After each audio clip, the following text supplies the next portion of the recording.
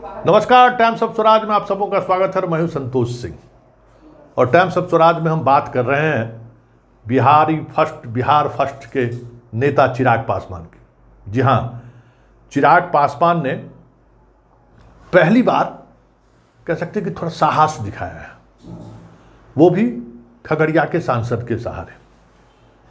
अपने परिवार को भी चुनौती उन्होंने दी है और बीजेपी को भी संकेत देने की कोशिश की है कि जो हमारे पिता के नैरेटिव रहा है उस नैरेटिव के सहारे हम बिहार में राजनीति करना चाहते हैं। जब वो लालू के साथ थे रामविलास पासवान, तब भी वो यादव के उस नैरेटिव से अपनी पार्टी को अलग रखते थे और एक खास तरीके के गठबंधन के सहारे वो चुनाव जीतते हैं। बीजेपी के साथ भी आए तो उनका जो हिंदुत्व का एजेंडा था, उन एजेंडों से अपने आप को हमेशा वो अलग रखे और कोशिश उनकी रही कि उस एजेंडे को जब मौका मिले तो अपने तरीके से हम उस एजेंडे के पर बीजेपी पर हमला भी बोले और उसको बैलेंस बनाकर वो चलते रहे और राजनीति करते रहे। लेकिन चिराग वो जो बैलेंस था वो खो दिया है और अब लगने ये लगा कि चिराग पूरी तौर पर बीजेपी का मौत मतलब जुबान बन गए हैं। जो बीजेपी का नैरेटिव है हिंदू मुसलमान को लेकर, उसी नैरेटिव पर उनका बयान आने लगा, उसी नैरेटिव पर चीज़ें आगे बढ़ने लगी।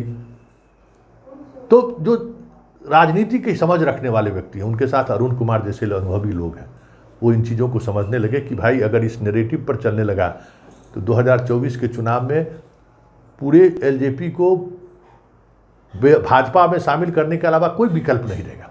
पारस को भी शामिल करना पड़ेगा और इनको भी शामिल करना पड़ेगा, क्योंकि हम जब अब बीजेपी के ही लाइन पे चुनाव लड़ेंगे, जब हमारा अपना कोई नैरेटिव नहीं रहेगा तो फिर हम राजनीति कैसे कर सकते हैं। और फिर वही स्थिति होगी कि ज़्यादा दबाव बनाइएगा तो 2019 के विधानसभा चुनाव की तरह जो है सो कह दिया जाएगा कि आप अकेले चुनाव लड़िए। ये खतरा अरुण कुमार जैसे अनुभवी आदमी के आने के बाद उन्होंने महसूस कराया है। ये चीज़ें अब दिख रही हैं, क्योंकि सबको पता है कि सिर्फ सवर्णों के सहारे एलजेपी अगर राजनीति करनी चाहेगी तो वो कभी भी बिहार की राजनीति में स्थिर नहीं रह सकता। उन्हें अल्पसंख्यक को भी जोड़ना होगा और यही वजह है कि उन्होंने खगड़िया के सांसद से मिलने की कोशिश की, उनसे मुलाकात भी, उनके आवास पर वो आए भी, ये संदेश देने के लिए कि हम बिहार के अल्पसंख्यक को भी हम साथ रखना चाहते हैं। लेकिन इतना तय है कि पिछले बार भी कैसर को टिकट इसलिए मिला था कि नीतीश वीटो लगा दिए थे, नहीं तो वहाँ टिकट किसी और व्यक्ति को मिलने वाली थी। रामविलास जी से बात करके नीतीश ने वीटो लगाया था कि नहीं, खगड़िया सीट पर इनको दोबारा रिपीट करिए। वो समीकरण को बनाए रखना चाहते थे और उसका लाभ भी मिला। मुसलमानों ने पूरी तौर पर एनडीए के उम्मीदवार होने के बावजूद भी उनको वोट किया। उनका बेटा राजद से विधायक भी है। तो अब देखना ये दिलचस्प होगा कि ये जो नई तरीके की राजनीति, जो इनका परंपरागत राजनीति रहा है सवर्ण, दलित और मुसलमानों को साथ लेकर, उसको बीजेपी कितना स्वीकार करे, क्योंकि बीजेपी कतई इनके इस राजनीति को स्वीकार नहीं करेगी। ये उसकी रणनीति है और इसकी रणनीति का हिस्सा उन्होंने कई बार प्रदर्शित भी कर चुका है, क्योंकि वो अब दूसरा नीतीश कुमार बिहार में खड़ा होने देना नहीं चाहता है और चिराग की ये राजनीति कुछ उसी दिशा में आगे बढ़ रही है।